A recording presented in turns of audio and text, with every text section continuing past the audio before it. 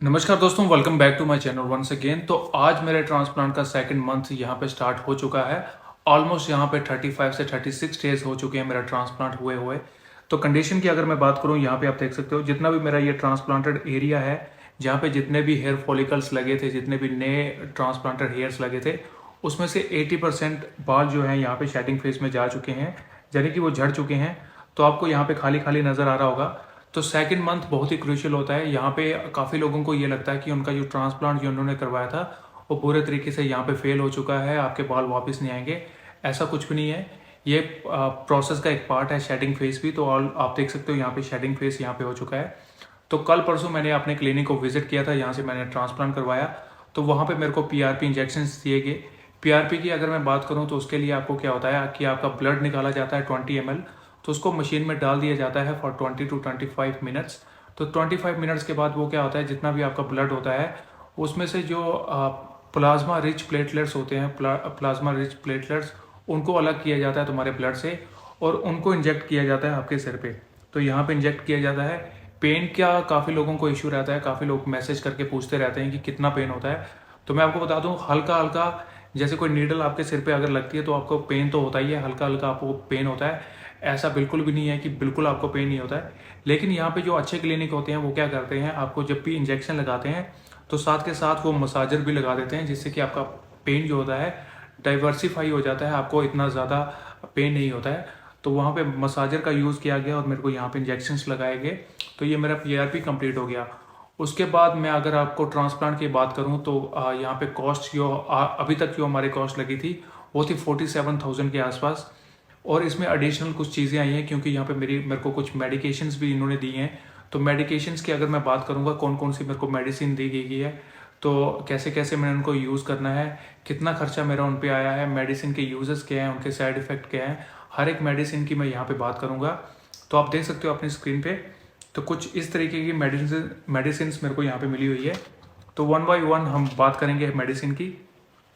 तो सबसे पहले आप देख सकते हो यहाँ पे मेरे को जो यहाँ पे दिया गया है, ये विटामिन D3 है, जो आपके बोन हेल्थ को यहाँ पे इम्प्रूव करता है। क्योंकि जब भी आपका ट्रांसप्लांट होता है आपको बोला जाता है कि सनलाइट पे आपने बिल्कुल नहीं जाना है। तो एक मंथ आप सनलाइट को यहाँ पे अवॉइड करते हो। तो आपकी बोन हेल्थ को इम्प्रूव करने के लिए तो यहाँ पे आपको विटामिन यहाँ पे D3 दिया जाता है। तो ये कैप्सूल आपको हफ्ते में एक बार यहाँ पे मेरे को रिकमेंड किया है कि हफ्ते में एक ही आपको ये कैप्सूल लेना है। तो ये पहली मेडिसिन है जो मेरे को मिली है। सेकंड मेडिसिन की अगर मैं बात करूँ तो यहाँ पे एक मल्टीविटामिन आप देख सकते हो, यहाँ पे एड गेन प्लस का मल्टीविटामिन मेरे को दिया गया है। इसमें बेसिकली क्या होता है, इसमें आपका बायोटिन होता है, इसमें आपके आयरन होता है, जो भी आपको विटामिन चाहिए होते हैं, मल्टीविटामिन वो इसमें प्रेजेंट होते हैं।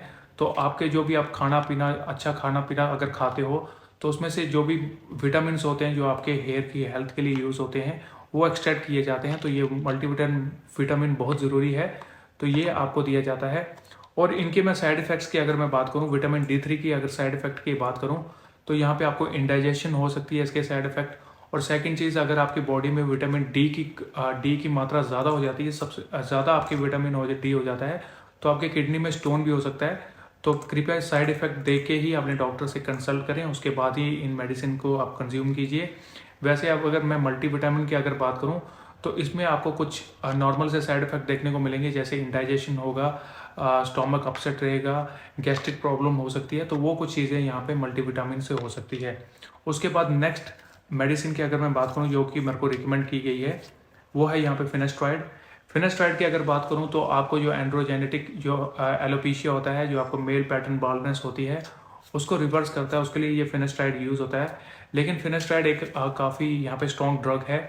इसकी मैं अगर बात करूँ तो इसके सेक्सुअल साइड इफ़ेक्ट्स बहुत ज़्यादा हैं। तो कृपया वो सब कुछ देख लें, अपने डॉक्टर से बात करें, उसके बाद ही यहाँ पे इन मेडिसिन का आप यूज़ करें। तो ये भी मेरे को रिकमेंड किया गया है फॉर 1 मंथ। उसके बाद नेक्स्ट चीज़ अगर मैं आपको बताऊँ तो आप लोगों को इसके बारे में पता ही होगा, मिनॉक्सिडिल। ये भी मैंने यूज़ करना है। मिनॉक्सिडिल को मैंने वहीं पे यूज़ करना है जो मेरा ट्रांसप्लांटेड एरिया है, वहाँ पे इनको यूज़ करना है। इसके साइड इफ़ेक्ट की अगर मैं बात करूँ, इससे आपको इचिंग हो सकती है, इरिटेशन हो सकती है, ये सब चीज़ें इससे हो सकती है। कोई आपको अनवांटेड यहाँ पे हेयर आपके उग सकते हैं। और कोई भी यहाँ पे हार्श कोई साइड इफ़ेक्ट मिनॉक्सिडिल का नहीं है। उसके बाद अगर मिनॉक्सिडिल के बाद की अगर मैं बात करूँ तो एक यहाँ पे आप देख सकते हो हेयर सीरम मोर प्रो का हेयर सीरम यहाँ पे मेरे को दिया गया है, जो रात को मैंने सोते टाइम इसको लगाना है। उसके बाद 2 तरह के शैम्पूज मेरे को यहाँ पे रिकमेंड किए गए हैं। एक आप ये देख सकते हो, एना बूम। ये शैम्पू जो है आपकी जो इचिंग होती है, आपके स्कैल्प में इरिटेशन होती है, उसके लिए ये आपको यूज़ करना है। आपको एक दिन ये यूज़ करना है, अल्टरनेट डेज में आपको ये वाला यूज़ करना है, जो कि आप देख सकते हो यहाँ पे मिंट ऑफ शैम्पू है।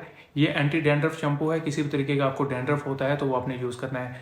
अब ये सारी मेडिसिन 7 तरीके की मेडिसिन मैंने आपको बता दी, और जितनी भी मेडिसिन आपको यहाँ पे बताई गई है सबके लिंक आपको डिस्क्रिप्शन में मिल जाएंगे। आप यहाँ नीचे जाके डिस्क्रिप्शन में आप चेक कर सकते हो।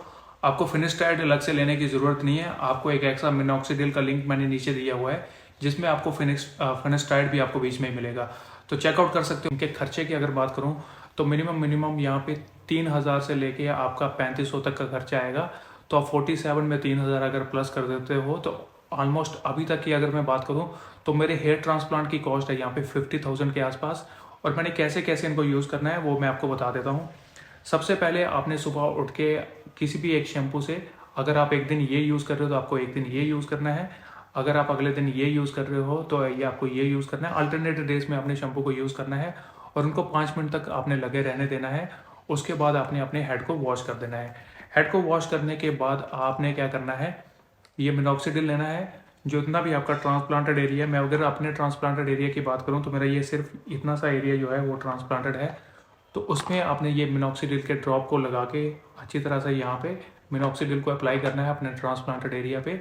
तो ये आपका सुबह का हो गया। उसके बाद जैसे ही आप लंच करते हो, लंच के बाद एक यहाँ पे मेरे को दिया गया है ये मल्टीविटामिन आपको लेना है। और उसके बाद डिनर की अगर मैं बात करूँ तो डिनर के बाद आपको ये फिनिस्टाइड का कैप्सूल एक लेना है, आपको ये डिनर के बाद लेना है।